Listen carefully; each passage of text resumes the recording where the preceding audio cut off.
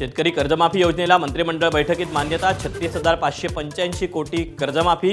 राज्यातील 56 लाख शेतकऱ्यांना लाभ मिळणार. तर विधान परिषद निवडणुकीची आचारसंहिता संपल्यावरच घोषणा होणार.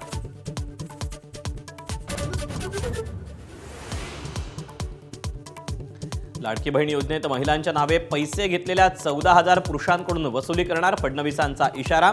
सरकारी तिजोरीतून पैसे दिल्याप्रकरणी फडणवीसांवर गुन्हा दाखल करा, राऊतांची मागणी.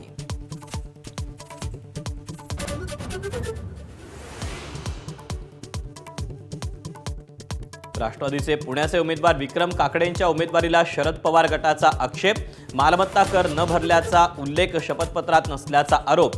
तर प्रॉपर्टी 4 वर्षापूर्वीच विकल्याचं काकडेंचं स्पष्टीकरण.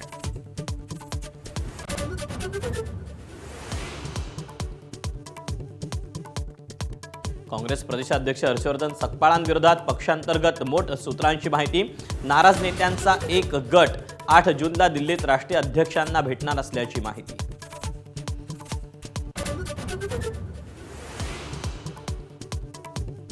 शिवसेना एकच, ज्यांना परतायचे त्यांनी मातोश्रीवर यावं. खासदार संजय राऊतांचं मोठं वक्तव्य. भाजपच्या खऱ्या स्वरूपाची जाणीव झाल्यास ठाकरेंशी चर्चा करण्याचा सल्ला.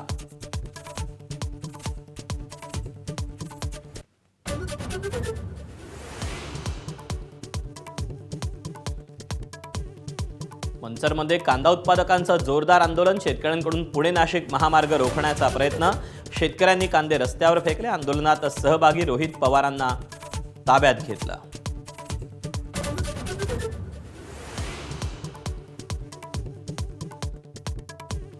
राज्यात अनेक ठिकाणी मान्सूनपूर्व पावसाचा तडाखा. बुलढाण्यात केळी, संत्र्याच्या बागा आडव्या.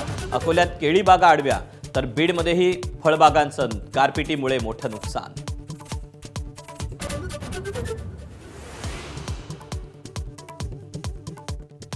पश्चिम बंगालच्या माजी मुख्यमंत्री ममता बॅनर्जींचं कोलकात्यात आंदोलन. तृणमूल काँग्रेसच्या कार्यकर्त्यांवरील हल्ल्याविरोधात तृणमूल काँग्रेस आक्रमक. एबीपी माझा, उघडा डोळे बघा नीट.